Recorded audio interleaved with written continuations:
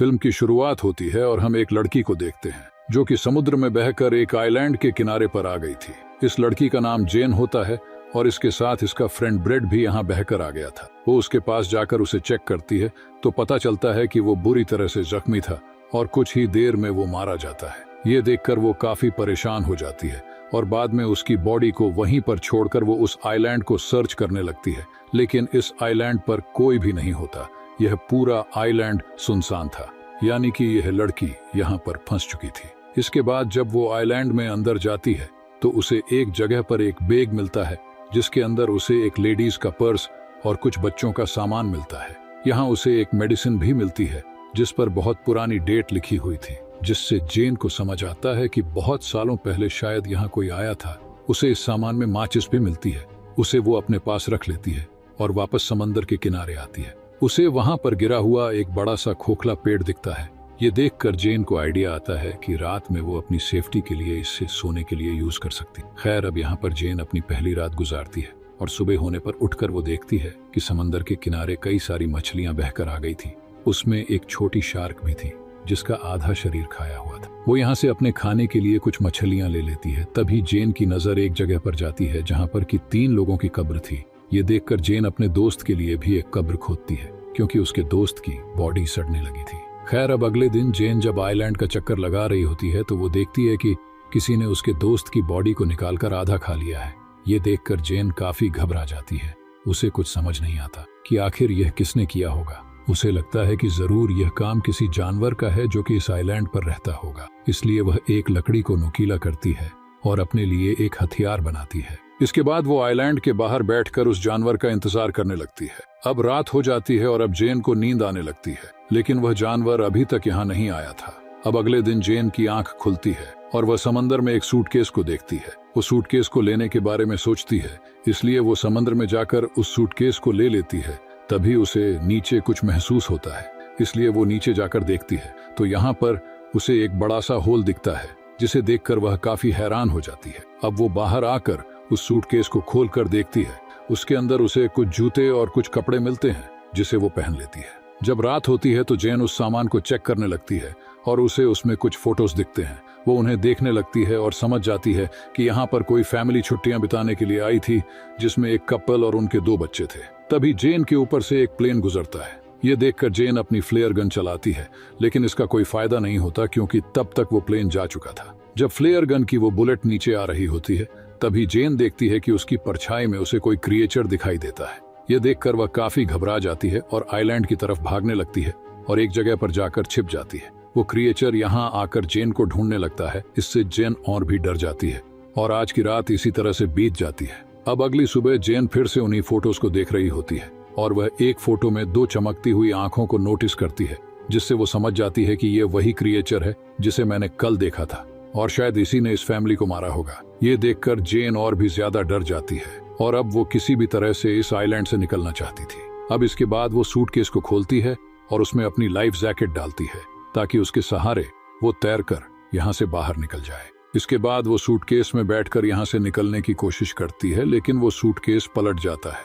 अब उसका ये प्लान फेल हो चुका था, इसलिए वो वापस उसी आइलैंड पर आ जाती है। लेकिन अब उसे उस क्रिएचर से बचने के लिए कोई सेफ जगह चाहिए थी, इसीलिए वो गिरा हुआ पेड़ का यूज करती है जिसे हमने मूवी की शुरू में देखा था। अब उसमें एक बड़ा सा होल था, इसीलिए वो आज रात उसी में सोने का डिसाइड करती है।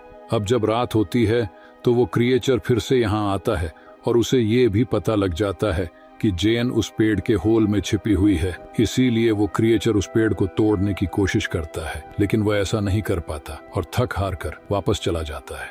अगली सुबह जेन उस पेड़ से बाहर निकलती है और देखती है कि उस क्रिएचर ने कल रात इस पेड़ पर कई वार किए थे, जिससे वो काफी डैमेज हो गया था। इसके बाद वो उससे बचने के लिए एक नया प्लान बनाती है। वह समंदर से कुछ बड़ी मछलियां पकड़ती है और उन्हें वहीं एक पेड़ पर टांग देती है। उसका प्लान था कि जब रात में वो क्रिएचर यहाँ आएगा तो वो इन मछलियों को खाकर वापस चला जाएगा और इससे उसकी जान बच जाएगी। अब जेन अगली सुबह उठकर देखती है कि उसका यह प्लान काम कर गया। उस क्रिएचर ने यहाँ आकर उन मछलियों को खा लिया था, जिससे जेन की जान बच गई थी। तभी जेन की नजर समंदर के किनारे पर जाती है जहाँ किसी की बॉडी बहकर आ गई थी। ये देखकर वो उस बॉडी के पास जाती है और देखती है कि ये बॉडी काफी सड़ चुकी थी। ये देखकर उसके मन में एक आइडिया आता है और वो इस बॉडी को भी वहीं पेड़ पर लटका देती है ताकि वो क्रिएचर उस बॉडी को ही आकर खाए और चला जाए। अब उसके लिए यहाँ सरवाइव करना काफी मुश्किल हो गया था। आज रात के लिए उसने यहाँ पर एक गड्ढा बनाया था जिसमें जाकर वो छिप जाती है और उस क्रिएचर के आने का इंतजार करती है। जब रात होती है तो वो क्रिएचर यहाँ आता है और जेन पहली बार उस क्रिएचर को देखती है। वो उस क्रिएचर को देखकर काफी डर जाती है क्योंकि वो काफी खौफनाक था। अब वो यहाँ आकर उस बॉडी को खा जाता है। तभी जेन को अपने पास से कुछ आवाजें आती हैं और जैसे ही वो देखती है तो उसे वहां उस क्रिएचर के पैर दिखाई देते हैं। ये देखकर वो और भी ज्यादा घबरा जाती है लेकिन किसी तरह से खुद को कंट्रोल करती है। अब अगली सुबह जब जेन उठती है तो वो अपने लिए एक सेफ जगह चाहती थी। अब क्योंकि उसने उस क्रिएचर की हाइट देख ली थी इसीलिए वो अपने लिए पेड़ के ऊपर एक झूला तैयार करती है ताकि वो क्रिएचर उस तक ना पहुंच सके। इसके बाद वो उस झूले में जाकर बैठ जाती है। अब जब रात होती है तो वो क्रिएचर फिर से यहाँ आता है और उसे यहाँ जेन के होने का एहसास हो जाता है, इसलिए वो उस झूले वाले पेड़ को जोर जोर से हिलाने लग जाता है जिससे वो झूला टूट जाता है और जेन नीचे गिर जाती है। अब वो क्रिएचर जेन का पीछा करने लगता है और जेन अपनी जान बचाकर भागने लगती है। तभी जेन देखती है कि वो क्रिएचर जमीन से ज्यादा तेज पानी में दौड़ रहा है और वो पल भर में उसके सामने आकर खड़ा हो जाता है। लेकिन जेन अपने उस लकड़ी के औजार को उस क्रिएचर के पेट में घुसा देती है। वो क्रिएचर जेन को उठाकर पानी में फेंक देता है और जेन खुद को किसी तरह से संभालती है।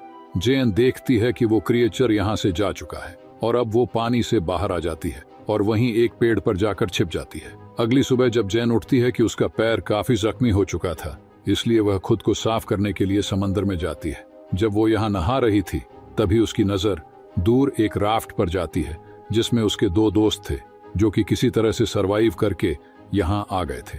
उनका नाम लुक्स और मिया होता है।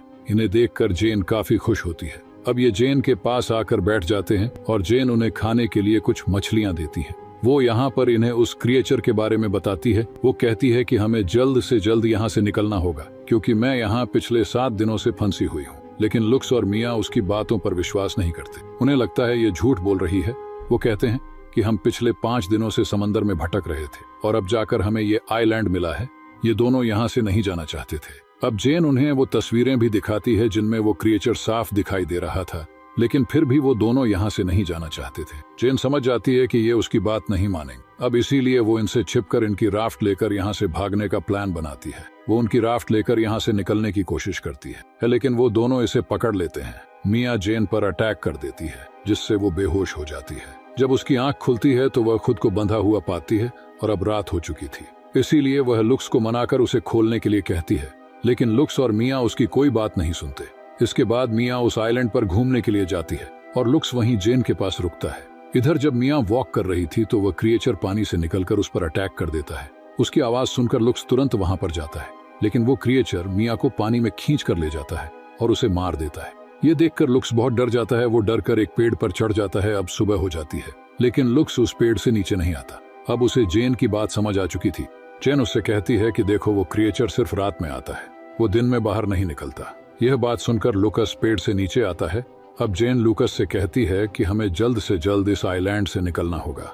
अब लुकस उसकी बात मानने के लिए तैयार था। अब ये लोग कुछ मछलियां और कुछ नारियल अपने साथ ले लेते हैं। वो अपने सभी सरवाइव करने के सामान को रख लेते हैं। यहाँ पर लुकस काफी डरा हुआ था। जेन उसे समझाती है कि वो क्रिएचर सिर्फ रात में अटैक करता है और जब तक रात होगी हम इस आइलैंड से काफी दूर जा चुके होंगे। इसके बाद जेन जाकर उस क्राफ्ट में बैठ जाती है जहां पर उसे कुछ खून बिखरा हुआ दिखाई देता है, जहां पर वह समझ जाती है कि इन पिछले 5 दिनों में इन दोनों ने सरवाइव करने के लिए जरूर किसी अपने इंसानी साथी को मारकर खाया होगा। अब ये लोग जैसे ही अपनी क्राफ्ट से यहाँ से निकलने लगते हैं, लुकस को पानी में वही क्रिएचर दिखाई देता है। ये देखकर ये दोनों काफी घबरा जाते हैं और उस क्राफ्ट को चारों तरफ से ढक लेते हैं। लेकिन तभी वो क्रिएचर उनकी क्राफ्ट में नीचे से घुसकर उन पर अटैक कर देता है। ये देखकर लुकस उस फ्लेयर गन से उस पर अटैक करता है लेकिन वो क्रिएचर जेन को पकड़कर अपने साथ ले जाता है। जेन के पास एक चाकू था जिसे निकालकर वो उस क्रिएचर पर कई बार अटैक करती है लेकिन तभी लुकस भी जेन को बचाने के लिए पानी में आ जाता है। ये देखकर वो क्रिएचर जेन को छोड़ देता है और लुकस को पकड़ लेता है। वो उसे लेकर अपने उस बड़े से होल में चला जाता है। ये देखकर जेन किसी तरह से तैरकर फिर से उसी आइलैंड पर पहुंच जाती है। जेन को लुकस की मौत का काफी दुख होता है, इसीलिए वो उस क्रिएचर का सामना करने का डिसाइड करती है। इसके बाद वो वहां पड़ी लकड़ियों से कई सारे नुकीले हथियार बनाती है लेकिन ये औजार उससे कम नुकीली लगते हैं। इसीलिए वो वहां की कब्र को खोदती है और उसमें से कंकाल को निकालकर उनसे काफी नोकीले हथियार बनाती है। वो उस क्रिएचर को आग में जलाने का प्लान बनाती है, इसलिए वो वहां पड़ी सूखी झाड़ियों को इकट्ठा करती है और उनसे घेरा बनाती है। अब उसने अपने ट्रैप को तैयार कर लिया था। अब कुछ देर के बाद रात होती है और वो क्रिएचर यहाँ आता है। वो भी उसी जगह पर होती है जहां उसने ट्रैप लगाया था। तभी जेन यहाँ झाड़ियों में आग लगा देती है, जिससे वो क्रिएचर आग में फंस जाता है। और अब जेन अपने उन नोकीले हथियारों से उस क्रिएचर पर अटैक करने लगती है, जिससे वो क्रिएचर काफी घायल हो जाता है। लेकिन अब वो जेन को पकड़ लेता है, लेकिन जेन उस पर अटैक करके भागने लगती है। तभी वो क्रिएचर उसके सामने आ जाता है, लेकिन अब वो काफी जख्मी हो चुका था, इसलिए वो वहीं पर गिर जाता है। यह देखकर जेन उस पर बहुत सारे वार करती है और बाद में उसका गला काट देती है। इसके बाद अब हम देखते हैं जहां जेन ने आग लगाई थी उससे पूरा आइलैंड जलने लगा था। यानी कि अब इतनी बड़ी आग को देखकर कोई ना कोई आग बुझाने आएगा और उसका प्लान कम कर गया था, और साथ में जेन भी यहाँ से बचकर बाहर आ जाएगी। इसी के साथ ये मूवी यहाँ पर खत्म हो जाती है। दोस्तों, अगर वीडियो अच्छी लगी हो तो वीडियो को सब्सक्राइब, लाइक और बेल नोटिफिकेशन ऑन जरूर कर देना। मिलते हैं अगली वीडियो में।